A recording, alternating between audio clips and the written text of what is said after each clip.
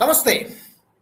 తాజాగా Bharat national security విషయంలో మరొక అరుదైన మైలురాయిని చేరుకుంది. అదేంటంటే ఒక nuclear missile first of it's kind విజయవంతంగా ప్రయోగించింది. ఆ మిసైల్ పేరే K4 మిసైల్. కలాం మిసైల్ అని కూడా అంటారు. కలాం సిరీస్ మిసైల్ ఇది. రీసెంట్గా డిసెంబర్ 23వ తారీఖున ఈ ప్రయోగాన్ని విజయవంతంగా చేపట్టింది. ఈ వార్త తెలిసిన వెంటనే చైనా వెన్నులో వణుకు పుడుతోంది. చైనా డెఫినెట్గా ఎందుకు దానికి కారణం ఏంటంటే దీని రేంజ్ కూడా సుమారు 3500 కిలోమీటర్ల రేంజ్ అని చెప్తున్నారు. అంటే చైనాలో ఉన్నటువంటి ఏ ప్రాంతాన్నైనా కూడా టార్గెట్ చేసి ధ్వంసం చేయొచ్చు అనేది డిఫెన్స్ ఎక్స్పర్ట్స్ చెప్తున్నటువంటి మాట. మరి ఈ K4 మిసైల్ గురించి తెలుసుకుందాం. దీని ప్రత్యేకతలు ఏంటి, దీని ఫీచర్స్ ఏంటి, చైనా ఎందుకు అంతలా భయపడుతోంది, ఈ మిసైల్ K4 మిసైల్ పేరు చెప్పగానే చైనా ఎందుకు అంతలా భయపడుతుంది, నైబరింగ్ కంట్రీస్ కూడా కాస్త భయపడుతున్నట్టుగానే టెన్షన్ పడుతున్నట్టుగా కనబడుతుంది. Let's talk about it. నాతో జాయిన్ అవుతున్నారు డిఫెన్స్ ఎక్స్పర్ట్ పరమేశ్వర్ గారు, రిటైర్డ్ కర్నల్ కూడా. నమస్తే పరమేశ్వర్ గారు. మరొక మైల్ స్టోన్ మనకి ఆత్మ నిర్భరత దిశగా మనం దూసుకెళ్తున్నాము, మన సెక్యూరిటీని పెంచుకుంటున్నాము. ఏంటి సార్ ఈ K4 మిసైల్? న్యూక్లియర్ మిసైల్ అని చెప్తున్నారు, న్యూక్లియర్ సబ్మెరైన్ నుంచి దీన్ని ప్రయోగించారని చెప్తున్నారు. ఫస్ట్ ఆఫ్ ఇట్స్ కైండ్ అని కూడా అంటున్నారు, గతంలో ఎప్పుడు లేదని చెప్తున్నారు. కరెక్ట్ అండి. అయితే ఈ న్యూక్లియర్ ట్రయాడ్ అనేది ఒక ఉంటుందండి. స్ట్రాటజిక్ న్యూక్లియర్ డిఫెన్స్ సిస్టమ్స్ లో న్యూక్లియర్ ట్రయాడ్ అనేది ఉంటుంది. న్యూక్లియర్ ట్రయాడ్ అంటే మీకు ల్యాండ్ మీద ICBMs, intercontinental ballistic missiles, air లో మీకు air nuclear capable flights with missiles and weapon systems, and sea launch capabilities with SLBMs.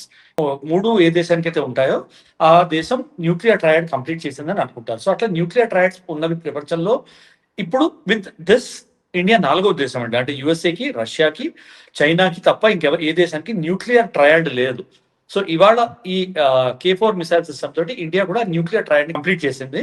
Most important గా ఏంటంటే విత్ దిస్ మిసైల్ సిస్టమ్ మన SSBNs ఏవైతే ఉన్నాయో, అంటే బ్యాలిస్టిక్ మిసైల్ సబ్మెరీన్స్ ఏవైతే ఉన్నాయో మనవి, అరిహంట్ కానీ అరిఘాత్ కానీ, ఫ్యూచర్ లో వచ్చేవి ఇంకా ఉన్నాయి మనవి K5 మిసైల్ సిస్టమ్స్ కూడా ఉన్నాయి. K5 షిప్స్ కానీ, లేకపోతే అరిదుమాన్ అని ఒకటి S4 డెవలప్ చేస్తున్నాము, అది కానీ ఇవి వచ్చాయంటే వీటిలన్నిటిని కలిపి మన ట్రయడ్ లో ఇన్వాల్వ్ చేస్తే ఇవి క్లియర్ సెకండ్ స్ట్రైక్ కేపబిలిటీ మనకి ఉన్నాయని క్లియర్ గా ప్రూవ్ చేస్తాయి. అంటే సెకండ్ స్ట్రైక్ అంటే ఒకసారి మీ మీద స్ట్రైక్ అయినా కూడా దాన్ని తట్టుకుని అదే ప్లాట్ఫామ్ నుంచి మీరు న్యూక్లియర్ స్ట్రైక్ లాంచ్ చేసే కేపబిలిటీ అనమాట.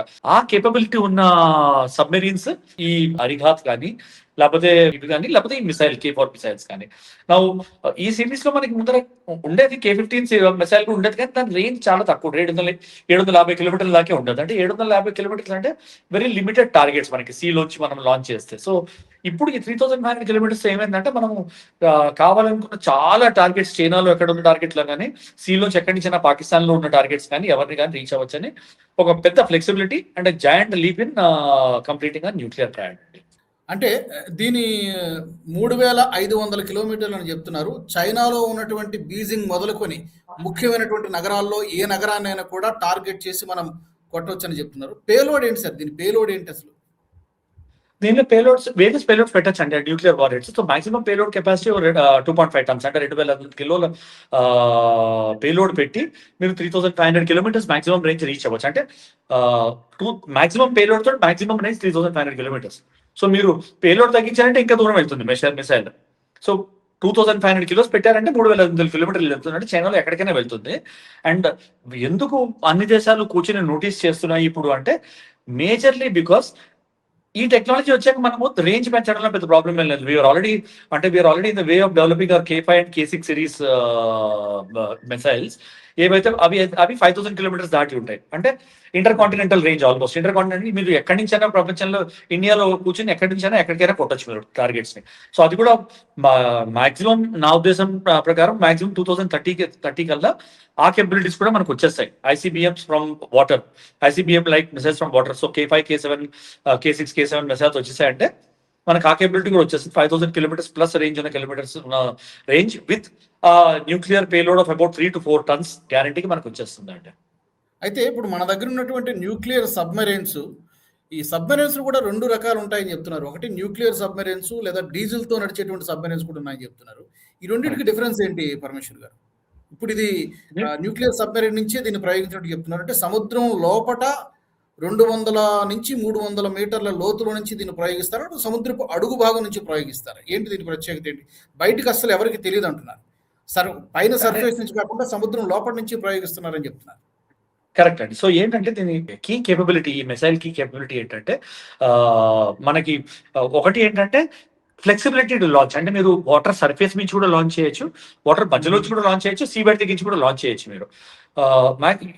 ఇంకొక అడిషనల్ ఫ్లెక్సిబిలిటీ అంటే ఇది ఈ మిసైల్ ని లాంచ్ చేసే సిస్టమ్ కంప్రెస్డ్ గ్యాస్ యూజ్ చేస్తుంది. కంప్రెస్డ్ గ్యాస్ యూజ్ చేసినప్పుడు ఏమవుతుందంటే ఆ లాంచ్ ఇంపాక్ట్ అకాస్టిక్ ఏదైతే ఉంటుందో, launch impact acoustic, launch impact కీ హీట్ సిగ్నేచర్, ఆ రెండు చాలా లిమిటెడ్ ఉంటాయి. అంటే ట్రేస్ చేయడం కష్టం, తెలియడం కష్టం లాంచ్ చేశారు అని. సో అదేం చేస్తే ఏమవుతుందంటే దానివల్ల రియాక్షన్ టైం కూడా ఎనిమిది తగ్గుతుంది. సో ఈ న్యూక్లియర్ ఏవైతే మీరు సబ్మెరీన్స్ అంటున్నారో, అంటే న్యూక్లియర్ వెపన్స్ క్యారీ చేసి లాంచ్ చేయగలిగిన కేపబిలిటీ ఉన్న సబ్మెరీన్స్ మాత్రం, whether it is diesel powered or any powered, the point is ఆ న్యూక్లియర్ వెపన్స్ క్యారీ చేసే ట్యూబ్స్, న్యూక్లియర్ వెపన్స్ లాంచ్ చేసే ట్యూబ్స్ ఉన్నాయా లేవా అని. సో ఈ అరిహంత్, అరిఘాత్, అరిధమన్ వీటిలన్నిటిలో ఏంటంటే ఆ ట్యూబ్స్ ఉంటాయి, లాంచ్ ట్యూబ్స్ ఉంటాయి, 8 లాంచ్ ట్యూబ్స్ ఉంటాయి. ఆ లాంచ్ ట్యూబ్స్ లో ఏంటంటే K-15 మిసైల్స్ ఉంటాయి, non nuclear missiles. K-15 missiles multiple అయినా పెట్టచ్చు మీరు, లేకపోతే ఈ ట్యూబ్ లో ఒక్కొక్క ఈ SLBMs అయినా పెట్టచ్చు మీరు. పెట్టి మీరు లాంచ్ చేయొచ్చు. అంటే at one point of time మీరు ఈ వెపన్ సిస్టమ్స్ నుంచి 8 మిసైల్స్ లాంచ్ చేయొచ్చు. న్యూక్లియర్ కేపబుల్ మిసైల్స్ కూడా మీరు లాంచ్ చేయొచ్చు సైమల్టేనియస్ గా. అది నాట్ నెసెసరీ మీరు సర్ఫేస్ లో ఉండాలి, లేకపోతే మధ్యలో ఉండాలి, లేకపోతే భూమి మీద ఉండాలని, ఎక్కడి నుంచైనా మీరు లాంచ్ చేయొచ్చు. That is the flexibility you have with it అండి. అయితే యూజువల్గా మన భారత్ ఈ టెస్ట్ చేయాలి అనుకున్నప్పుడు నోటం విడుదల చేస్తుంది, నోటీస్ టు ఎయిర్మెన్ చేయాలి. అది పద్ధతి కదా, చేయాలి. కానీ మామూలుగా ఇలా ప్రకటన చేసిన వెంటనే చైనా తాలూకా స్పై షిప్పులు అంటారు, వాళ్ళు బేసిక్గా చైనా ఏం చెప్తుందంటే ఇది రీసెర్చ్ కోసం మీ ఈ షిప్పులను వాడుతున్నాం అని చెప్తుంది. కానీ బేసిక్గా అందరికి ప్రపంచం మొత్తానికి తెలిసింది ఏంటంటే అవి నిఘా కోసం ఇతర దేశాలు ఏం చేస్తున్నాయని కనిపెట్టడానికి, నిఘా వేయడానికి ఈ స్పై షిప్పుల్ని వీళ్ళు చైనా వాడుతుందని చెప్తారు. ఈ నిఘా, ఈ స్పై షిప్పుల కళ్ళు కప్పి ఏ విధంగా మన వాళ్ళు ఈ టెస్ట్ విజయవంతం చేయగలిగారు? అంటే నోటామ్ అనేది నాట్ నెసెసరీ ఆఫ్ న్యూక్లియర్ ఇదండి. జనరల్ గా నోటామ్ అనేది ఏంటంటే నోటీస్ టు ఎయిర్మెన్ అనేది మీరు కీ మిలిటరీ ఎక్సర్సైజెస్ జరుగుతున్నప్పుడు, కీ మొబిలైజేషన్ జరుగుతున్నప్పుడు ఆ టైంలో ఇస్తారు. ఈ December 23 నా నాలెడ్జ్ బట్టి నోటామ్ అనేది ఫర్ న్యూక్లియర్ టెస్ట్ కి వాటికి చెయ్యరు. ఎందుకంటే అది చేసామంటే అది చేయాలని మ్యాండేట్ ఉందంటే తెలిసిపోతుంది ఏదో చేస్తున్నారు వీళ్ళని. So military exercise time NOTAM ఇచ్చిందంటే అది వేరే విషయం. I have to check my data on that. But ఏమవుతుందంటే ఇంక్రీస్డ్ యాక్టివిటీ ఉన్నప్పుడు మీరు అన్నట్టు వాళ్ళు స్పై షిప్స్ వాటిని లాంచ్ చేయడం అది ప్రతి దేశం చేస్తుంది. చైనానే కాదు, బ్రిటన్ కూడా చేస్తుంది, వాళ్ళ వాటర్స్, USA కూడా చేస్తుంది, and all countries do it. అది బేసికలీ ఏంటంటే to check on what is activity. అంటే వీళ్ళు ఏమైనా న్యూక్లియర్ టెస్ట్ చేస్తున్నారా, న్యూక్లియర్ టెస్ట్ చేస్తే ఎక్కడి నుంచి చేస్తున్నారు, చేస్తే ఏ కేపబిలిటీస్ పెట్టుకుని చేస్తున్నారు, లాంచ్ సిస్టమ్స్, లాంచ్ ప్యాడ్స్ ఎట్లాంటివి యూజ్ చేస్తున్నారు, ప్రొపల్షన్ సిస్టమ్స్ ఎట్లాంటివి యూజ్ చేస్తున్నారు, వాటి హీట్ సిగ్నేచర్ ఎట్లుంది, పేలోడ్ కెపాసిటీ ఎలా ఉంది, డ్యామేజ్ కేపబిలిటీ ఎలా ఉంటుందని వాళ్ళు రియలిస్టిక్ అసెస్మెంట్ చేయడానికి ఏమవుతుందంటే టెస్ట్ చేసాక క్లెయిమ్ ఒకటి ఉంటుంది, ఇంత ఉంది, ఇంత కేపబిలిటీ ఉంది, ఇంత రేడియేషన్ ఉంది, ఇది క్లెయిమ్ చేస్తాం. అది కరెక్టా కాదని చేయడానికి కూడా ఈ స్పై షిప్స్ అవన్నీ హీట్ సిగ్నేచర్స్ అవి చూసి, రేడియేషన్ సిగ్నేచర్స్ అవి చూసి తెలుసుకోవడానికి ట్రై చేస్తాయి. సో అలాంటిది మీకు పోఖ్రాన్ లో మనం చేసిన తర్వాత వాళ్ళు పాకిస్తాన్ కూడా టెస్ట్ చేశారు. పాకిస్తాన్ టెస్ట్ చేసినప్పుడు వాళ్ళు క్లెయిమ్ చేశారు ఇంత చేసామని. దాని తర్వాత రిపోర్ట్స్ ఏమొచ్చాయి, లేదు వాళ్ళకి అంత కెపాసిటీ లేదు, తప్పు క్లెయిమ్ చేస్తున్నారు వాళ్ళు అని రిపోర్ట్లు కూడా వచ్చాయి. సో అది చేయడానికి స్పై షిప్స్ అవి వదులుతారు. కానీ నాకు తెలిసి నోటామ్ ఇష్యూ చేయడం అనేది మ్యాండేటరీ కాదండి ఫర్ సచ్ టెస్ట్. అయితే ఇప్పుడు మనము బేసిక్గా ఈ కన్సర్న్ మనం చేసాం కాబట్టి చైనాకి ఆల్రెడీ ఇప్పటికే, చైనాకి ప్రపంచం మొత్తానికి తెలిసిపోయింది, ఎందుకంటే ఆల్రెడీ టెస్ట్ పూర్తి అయిపోయింది కాబట్టి.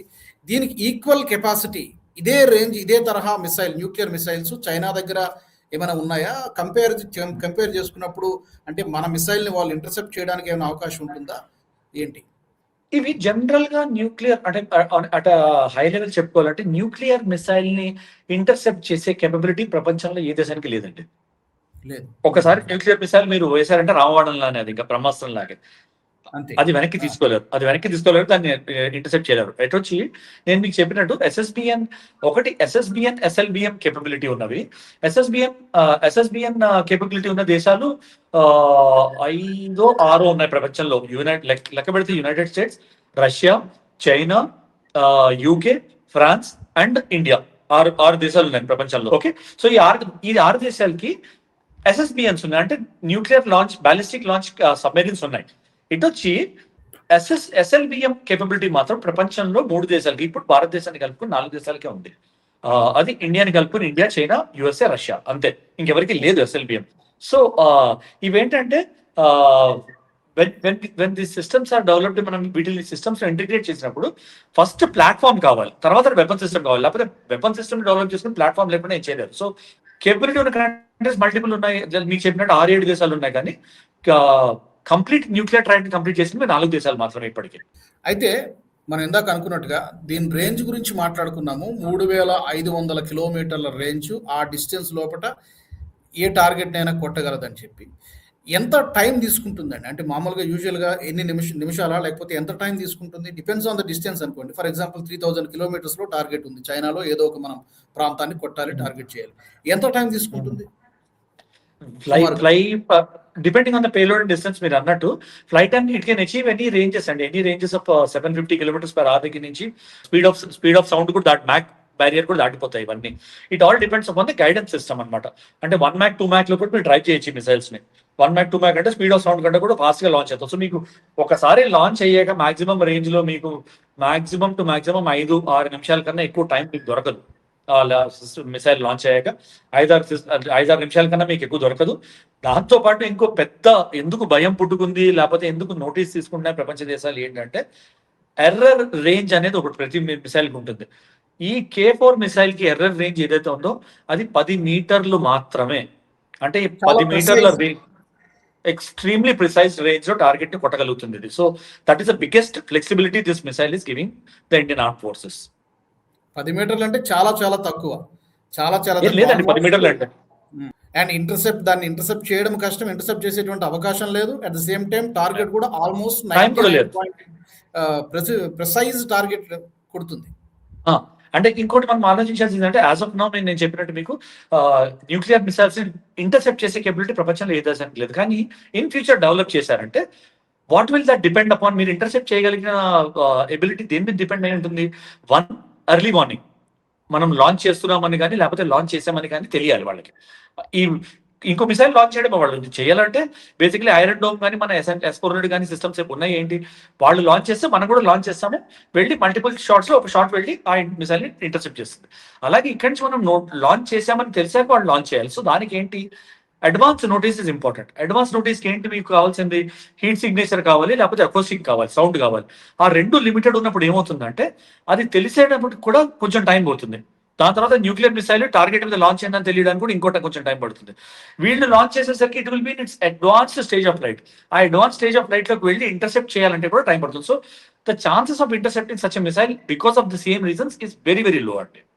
So it's very good news మీరు అన్నట్టుగా పరమేశ్వర్ గారు. సో K4 ని సక్సెస్ఫుల్ గా లాంచ్ చేసాము. మరి K5, K6 దాని రేంజ్ ఇంకా ఎక్కువ ఉంటుందని చెప్తున్నారు. మేబీ 5000 కిలోమీటర్స్, లేకపోతే ఖండాంతర క్షిపణులు అనుకోవచ్చు బహుశా. అవి ఎప్పటికల్లా మనకి రావచ్చు అంటారు, అందుబాటులోకి రావచ్చు అంటారు? ఆల్రెడీ పైప్ లైన్ లో ఉన్నాయని చెప్తున్నారు ప్రొడక్షన్ లో. పైప్ లైన్ లో ఉన్నాయండి, ప్రొడక్షన్ కాదు డెవలప్మెంట్ లో ఉన్నాయి. Production will be much later, but development and trial ఉంటుంది కదా. So development trial stage I think by 2030 latest మనము we should be able to try and induct them into the Indian arm forces అండి. అంతకన్నా పెద్ద time పట్టదు. It is only that range improvement ఎట్లా ఉంటాయి, range improvement technologies ఎట్లా integrate చేస్తున్నాము, what is the behaviour of the systems, speeds ఏమి achieve చేస్తాం. ఎందుకంటే మీకు రేంజ్ పెరిగిన కొద్దీ you have to increase the speed also. 5 Mach 7 Mach లోకి వెళ్ళాలి మీరు. 1 Mach 3 Mach లో సరిపోదు, ఎందుకంటే ఎర్లీ మార్నింగ్ సిస్టమ్స్ పట్టుకున్నారంటే ఇంటర్సెప్ట్ చేసే ఛాన్సెస్ ఎక్కువ అయిపోతాయి ఇన్ ఫ్యూచర్.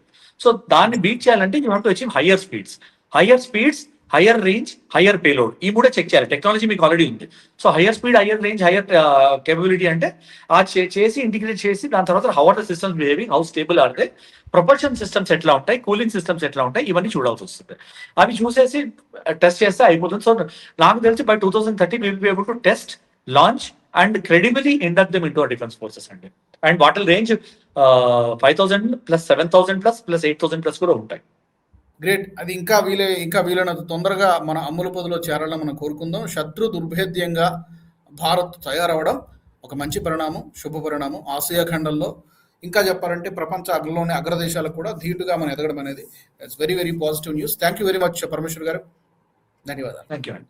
మరి ఈ టాపిక్కి సంబంధించి మీ యొక్క విలువైనటువంటి ఫీడ్బ్యాక్ని, వాల్యుబుల్ ఫీడ్బ్యాక్ని కూడా మాతో షేర్ చేసుకోవచ్చు కామెంట్స్ ద్వారా. అలాగే మా దగ్గర నుంచి, మా ఛానల్ నుంచి ఇంకా ఎలాంటి టాపిక్స్ని మీరు కోరుకుంటున్నారో తప్పకుండా అది కూడా మీరు కామెంట్స్ ద్వారా మాకు చెప్పచ్చు. తప్పకుండా మీ ఫీడ్బ్యాక్ తెలియచేయండి. మరొక వీడియోలో మళ్ళీ కలుసుకుందాం. జై హింద్, జై భారత్. ఈ వీడియో మీకు నచ్చినట్టయితే లైక్ చేయండి, 10 మందికి షేర్ చేయండి. అలాగే కామెంట్ల రూపంలో మీ అభిప్రాయాలను మాతో పంచుకోండి. Nationalist hub group of channels ను సబ్స్క్రైబ్ చేసుకుని తెలుగునాట జాతీయవాద జర్నలిజాన్ని ప్రోత్సహించండి. ఈ వీడియో కింద ఉన్న బెల్ ఐకాన్ పై క్లిక్ చేయడం మర్చిపోవద్దు.